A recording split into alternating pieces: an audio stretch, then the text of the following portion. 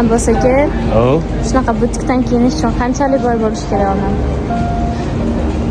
Ja unchalik boy bo'lish shart emas. Kreditga berarmikin bular? Emas, to'poy bo'lsa yetadi.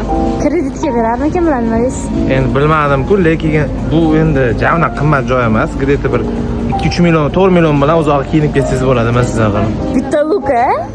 Yes, of course. Yuring, davay. Har doim shunaqa joylardan kiyinaman-ku. Ay. Biz botanik Abbos akamiz boy ekanlar.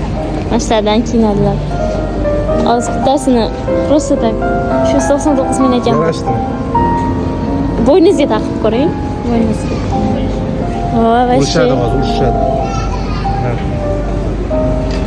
Вообще такой turibdi. Olib beraymi?